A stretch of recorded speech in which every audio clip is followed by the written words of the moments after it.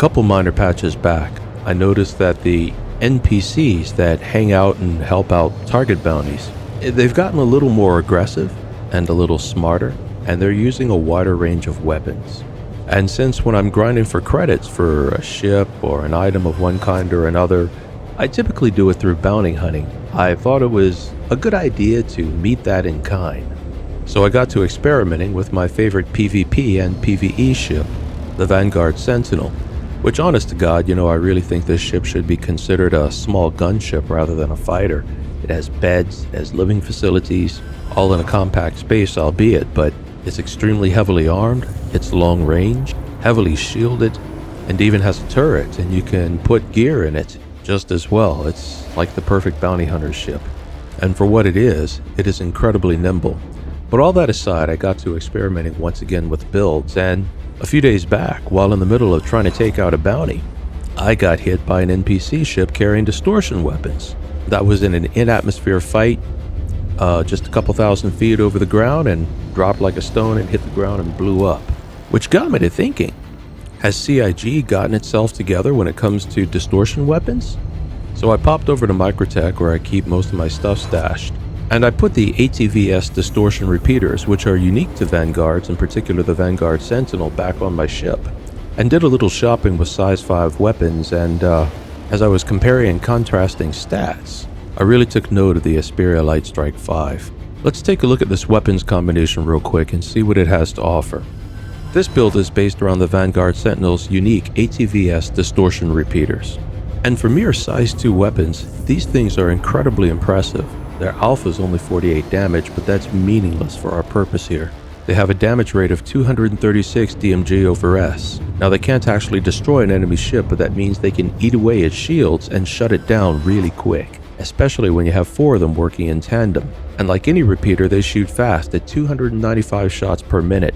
But the most impressive thing about the ATVS distortion repeater is its range, 1,540 meters, and it's fast with a bullet speed of 1,400 meters per second. The range is crazy good, and given the bullet speed, it's pretty easy to get each shot on target. It means that when you're hunting a bounty, whether that's a PvE bounty or a PvP bounty, you can start taking down his shields and power, perhaps before he even knows where you're coming from.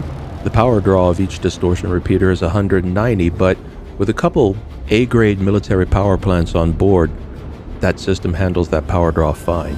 If you own a different type of Vanguard, you can still mount them on the nose. They'll cost you 8,250 credits each, and they come with the Vanguard Sentinel. You can get them all over the game too, at HUR Lima 3, Center Mass at Art Corps, Center Mass at the Plaza in Microtech, and Dumpers Depot at Port Olisar and the Plaza at Area 18. The other half of this build is the Lightstrike 5 by Asperia. Asperia is known for taking alien technology and adapting it for human usage, and I have to say their weapons are really coming to shine in the latest patches. The Lightstrike cannon is a very powerful cannon that's designed to hold its power at medium to long range, but it is also very powerful up close. It has an insane maximum range of 2,800 meters, and a pretty good fire rate at 70 shots per minute. Its power draw is 450, but again, that's easily managed on a Vanguard heavy fighter, which is really more of a gunship, with a couple A-grade mil-spec power plants. To use this build, I do recommend that you mil-spec to A-grade all of your Vanguard's components. You want a pair of FR-76 military A-grade shields, a pair of Quadracell MT military A-grade power plants, a pair of Avalanche coolers, and while not strictly necessary, I suggest you go ahead and throw in an XL1 quantum drive. It burns a little more fuel, but the Vanguard carries so much fuel you can easily jet all around the solar system with it, and it's fast. If you're aiming to grind credits in PvE especially, it's best to get where you're going fast, get the job done, and get to the next location fast, and the XL1 will do that for you better than anything else. So, now for the real question. How does this combination of weapons pan out? Well, let me tell you, it is magic. It's not only magic, but it is very satisfying magic. I can't tell you how fun it is to see your enemy's ships shut down and helpless while you decide whether or not you want to destroy them, or if you're fighting in atmosphere, just want to watch them fall down to the ground and go boom, or you're just getting your target's assistance out of the way long enough to finish blowing up the target. However you choose to play it, This weapons combination is magic. Let's take a look.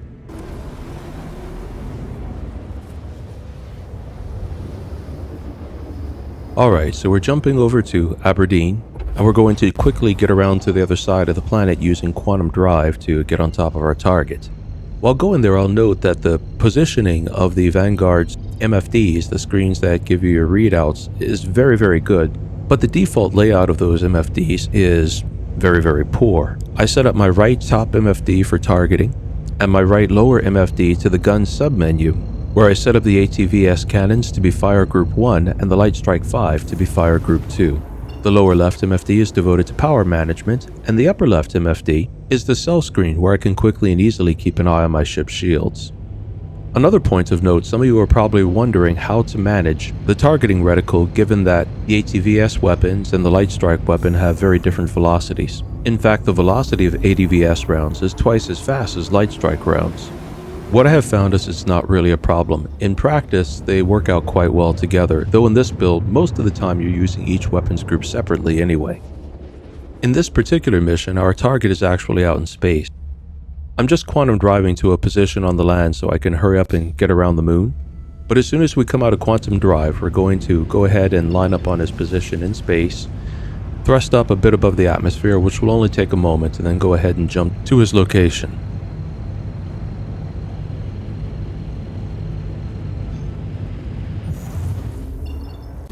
I don't want to end up fighting with the sun right in my face. It's going to make it very hard to see dark asteroids and wreckage, and even difficult to follow the enemies. So I'm going to go ahead and aim straight for the sun and go around the wreck site for a moment so that I can come down on them, with the sun well off to my side. When possible, keep the sun out of your eyes.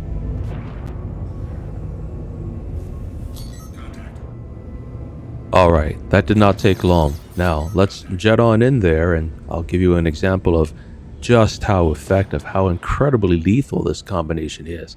It's not just lethal.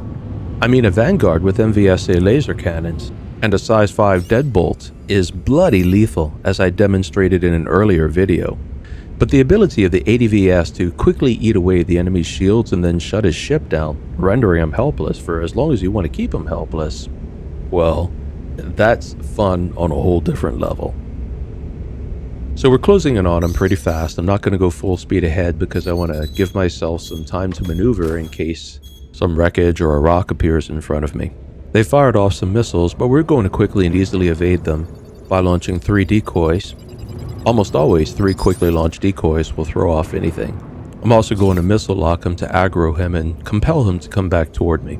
But we're not actually going to shoot the missile. Then we're going to go ahead and rocket through his AI buddies, and while they swing around, we're going to open fire. NPC-piloted Wardens tend to be quite fragile, so after I hit him just a few times with the ATVS distorters, I'm going to open up at the same time with the Light 5 strike cannon.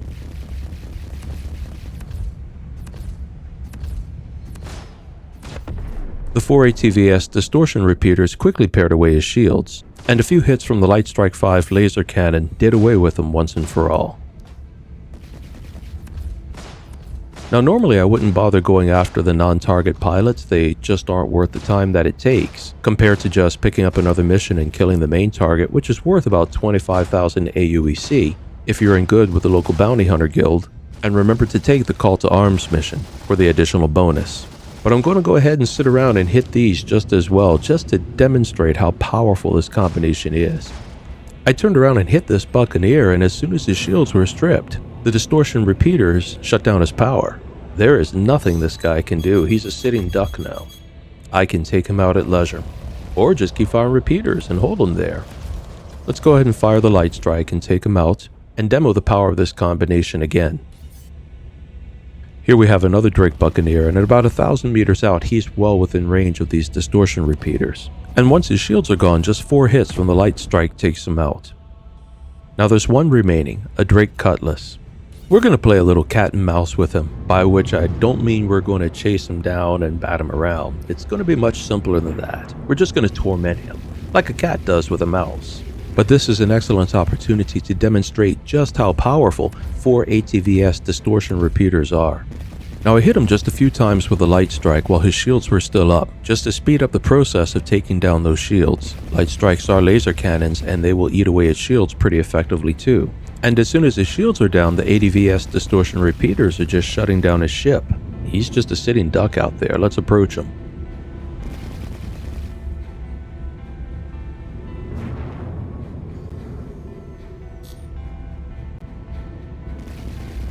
As you can see, he's at our mercy, and he has no chance of bringing his power back on. If I just keep hitting him now and then with those distortion repeaters, his power is not coming back on. I can keep him shut down just as long as I want. If we were fighting an atmosphere with the gravity of a moon or a planet to contend with, I could destroy him just by letting him crash into the ground. Something I'll demonstrate next. Alright, well, I think the point's made.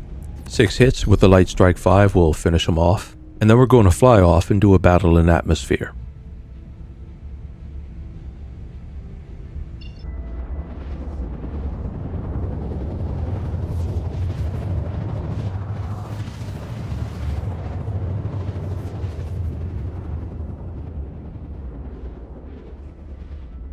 Alright, we're presently flying down into the atmosphere. And the cloud cover is so thick I cannot see what's on the ground at all, so once we're out of quantum drive, I'm going to do a single ping, just to make sure that we're not coming down on top of any mountains. I have gotten under cloud cover a couple of times to find myself hovering just over extremely high mountains and just barely miss them, but nope, this ping indicates the landscape below those clouds is pretty well flat.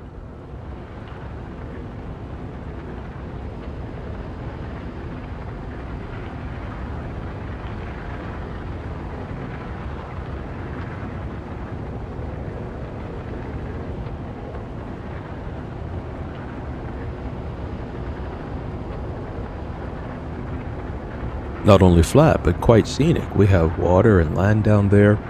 I gotta say, CIG is very, very slow in development, but they have done an amazing job in terms of the graphic quality of these planets and moons. Nothing else I know of even comes close. I don't want to describe the game or sim or however you think of it as eye candy, but there is a lot of eye candy. It's really impressive. Alright, let's go ahead and focus on the job. Our mark is only a little over 5,000 meters ahead. We'll be on top of him very shortly. So with this build, generally you might fire off 2 or 3 shots with the Light Strike 5 once you get around 3,000 meters. That'll chip away at the target shields, and as soon as you're within 1,600 meters and lined up, go ahead and open up with a full volley of the ATVS distortion repeaters. Remember trigger control, make sure you're lined up. Now this guy is a Valkyrie and they tend to perform pretty well in atmosphere, but it doesn't matter. I'm just going to shut him down. And now that his shields are down, that's only going to take a moment. In fact, there he goes. This part of the battle is only about 650 feet up, so it won't take him long to hit the ground. But we'll send him just a few hits from the light strike for good measure. But there you go. He was shut down and hit the ground with no shields, nothing he can do but blow up. And there you go. You can fit this build on the Vanguard Warden, Sentinel, or Harbinger, and possibly the Hoplite, though I'm not entirely sure. I've never used the Hoplite. But my favorite of all the Vanguards is the Sentinel. It's only just over 2 million credits, is the most maneuverable of the Vanguards, and very versatile and tanky. Plus it has that EMP, which I understand is going to be removed one of these days, but it's still on there and you can make use of that too from time to time. It is just, as things stand, in my opinion, the best PvE ship in the verse right now, and when handled by somebody who knows what they're doing, is a damn good PvP ship as well. And while I really liked my previous build with the MVSA laser cannons and the Deadbolt ballistic cannon, this ATVS distortion build with the Light Strike 5 is my new and clear favorite. Nothing beats the fun of shutting down your target and turning them into a sitting duck. Thanks for watching, and as always, if you like what you've seen and appreciate what you've learned here, please take a moment to like and subscribe. It really helps.